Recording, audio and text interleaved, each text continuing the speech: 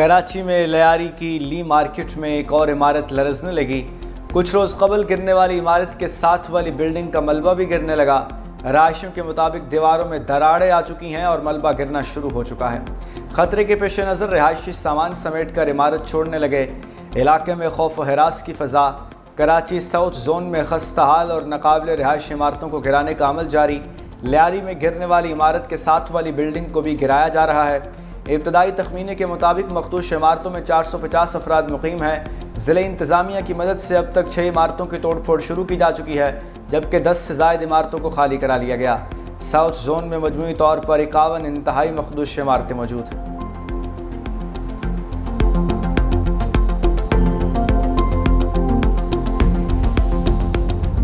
بھر میں 740 ایسی عمارتیں ہیں جن کو ہائی الرٹ میں لیا گیا۔ ان میں سے 51 ایسی عمارتیں ہیں جو کہ بہت ہی سنگین صورتحال ہے۔ اس میں سے جو 11 کوئی عمارتیں وہ خالی کروا لی گئی ہیں۔ اب اس میں ہر شخص کو حکومت جگہ فراہم کرے۔ میں نے کہا جیسا 740 عمارتیں ہیں تو 740 عمارتوں میں سے چیف منسٹر صاحب نے یہ فیصلہ کیا ہے کہ جو چند جگہیں اویلیبل ہیں حکومت کے پاس، ان میں سے جو ضرورت مند ہوں گے، ہم سمجھتے ہیں کہ جن کے پاس کوئی اور شیلٹر نہیں ہے، تو گورنمنٹ کنسیڈر کریے کہ ان کو کوئی نہ کوئی آلٹرنیٹ فراہم کیا جائے۔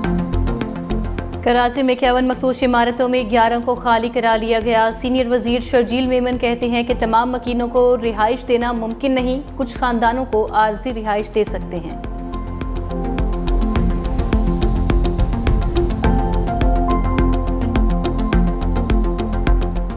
اس واقعے کو ہم خاموشی سے نہیں جانے دیں گے۔ ایک بلڈنگ کے گرنے کے بعد دوسری بلڈنگ تک کا صرف سکون ہے بیچ میں، باقی دوسری بلڈنگ گر جاتی ہے تو پھر کام شروع ہو جاتا ہے۔ میں نے کہا ہے کہ سسٹم نظام چینج کرے، چہرے بدلنے سے کچھ نہیں ہوتا۔ اس بلڈنگ کے جو مخدوش ہو گئی ہے ان لوگوں کے لیے اور باقیوں کے لیے ہم نے ہیلپ لائن بنائی ہے۔ اصل مقصد یہ ہے کہ ان لوگوں کو ریلیف دلانا۔ لیاری میں عمارت گرنے کا واقعہ۔ گورنر سندھ کا لیاری حادثے میں جاں بحق افراد کے لواحقین کو 80 گز کا پلاٹ دینے کا اعلان۔ گورنر کامران تھیسوری کا سندھ حکومت سے گھر خالی کرانے والوں کو 6 ماہ کا کرایہ ایڈوانس دینے کا مطالبہ۔ کراچی میں میڈیا سے گفتگو میں بولے، ڈی جی ایس پی سی اے کو برطرف کرنا اچھا اقدام ہے، لیکن سندھ بلڈنگ کنٹرول اتھارٹی کے سربراہ کا چہرہ بدلنے سے کچھ نہیں ہوگا، نظام بدلنے کی ضرورت ہے۔ سرکاری رہائشی اسکیموں میں تاخیر کی وجہ سے شہری پورشن لینے پر مجبور ہوتے ہیں۔ سندھ حکومت نے گزشتہ 20 سال میں کسی رہائشی منصوبے میں ترقیاتی کام مکمل نہیں کیا۔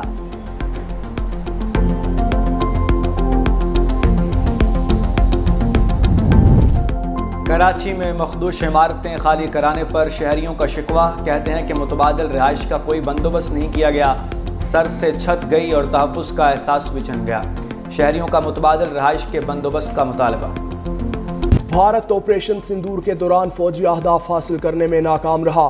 فیلڈ مارشل سید عاصم منیر کا نیشنل ڈیفنس یونیورسٹی اسلام آباد میں فوجی افسران سے خطاب۔ کہا، ناکامی کی غیر منطقی توجہات پیش کرنا دراصل بھارت کی آپریشنل تیاری اور اسٹریٹجک دور اندیشی کی کمی کو ثابت کرتا ہے۔ آپریشن بنیان مرصوص کی کامیابی میں بھارت کے بیرونی حمایت جیسے الزامات غیر ذمہ دارانہ اور حقائق کے منافی ہیں۔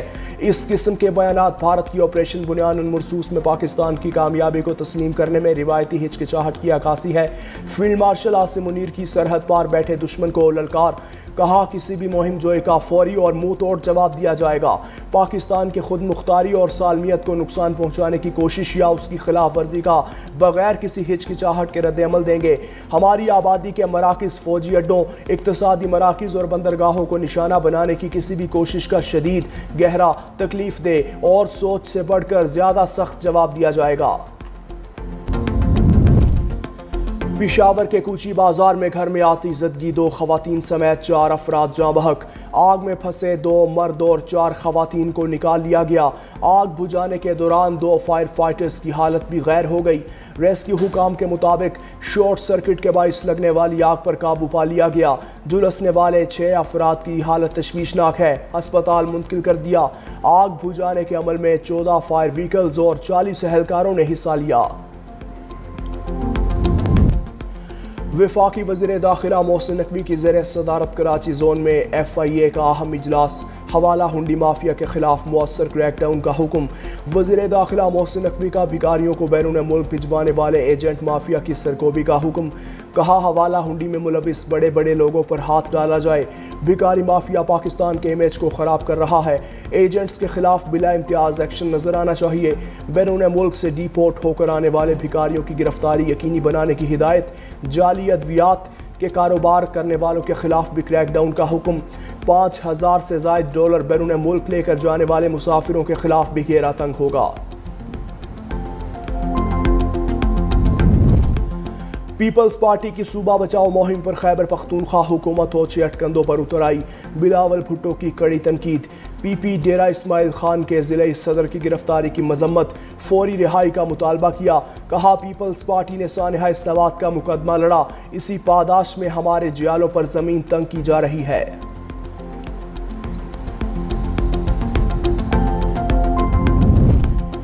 اپوزیشن پارٹیز بھی ذرا بھر بھی اخلاقی جرت ہو تو مخصوص نشستیں لینے سے انکار کریں۔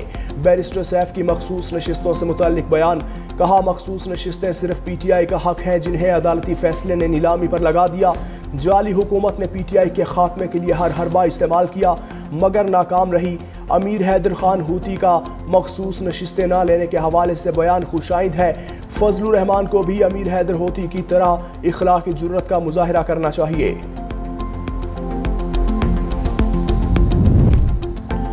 4 ہائی کورٹس میں چیف جسٹس تعینات۔ صدر مملکت آصف علی زرداری کی منظوری کے بعد نوٹیفیکیشن جاری۔ جسٹس محمد جنید غفار نے بطور chief justice Sindh high court حلف اٹھا لیا۔ گورنر سندھ کامران خان ٹیسوری نے جسٹس محمد جنید غفار سے حلف لیا۔ جسٹس روزی خان کچھ دیر بعد بلوچستان ہائی کورٹ کے چیف جسٹس کا حلف لیں گے۔ چیف جسٹس اسلام آباد ہائی کورٹ جسٹس سرفراز ڈوگر کی تقریب حلف برداری 1:30 بجے ایوان صدر میں ہوگی۔ جسٹس ایس ایم عتیق شاہ پشاور ہائی کورٹ کے چیف جسٹس مقرر۔ پاکستان اور افغانستان نے دہشت گردی کو خطے کے امن کے لیے خطرہ قرار دے دیا۔ اسلام آباد میں دونوں ممالک کے درمیان ایڈیشنل سیکریٹری سطح کے مذاکرات۔ ترجمان دفتر خارجہ کے مطابق نائب وزیر اعظم اسحاق ڈار کے دورہ کابل کے فیصلوں کے تحت مذاکرات منعقد ہوئے۔ تجارت اور ٹرانزٹ تعاون کو گہرا کرنے پر بھی تبادلہ خیال۔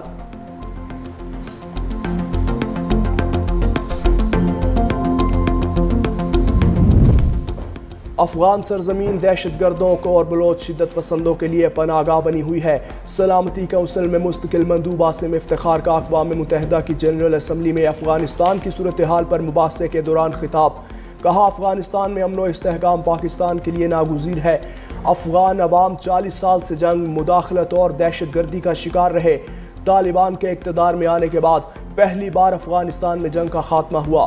امن کی نئی امیدیں پیدا ہوئیں لیکن چیلنجز بدستور موجود ہیں۔ پاکستان علاقائی اور عالمی سطح پر تعمیری کردار جاری رکھے گا۔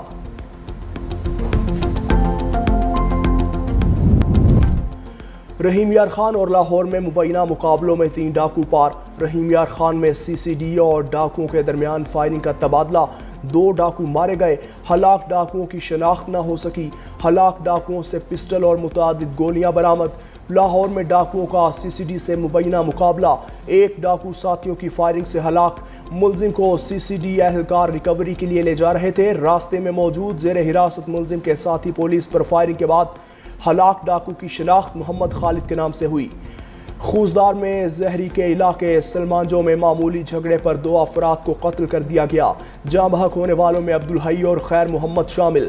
زخمیوں کو ٹیچنگ اسپتال خوزدار منتقل کیا گیا جہاں وہ زخموں کی تاب نہ لاتے ہوئے جان کی بازی ہار گئے۔ پولیس نے ملزمان کی تلاش شروع کر دی۔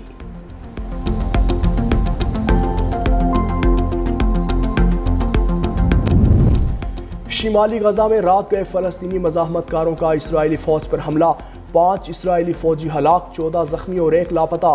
اسرائیلی میڈیا رپورٹس کے مطابق غزہ کے شمالی علاقے بیت حنون فلسطینی مزاحمت کاروں نے بختر بند گاڑی کو دھماکے سے نشانہ بنایا جس میں اسرائیلی فوجی سوار تھے۔ اسرائیلی ریسکیو فورس کے پہنچنے پر اسے بھی نشانہ بنایا گیا۔ ادھر اسرائیلی حملوں میں بچوں سمیت 100 سے زائد فلسطینی شہید۔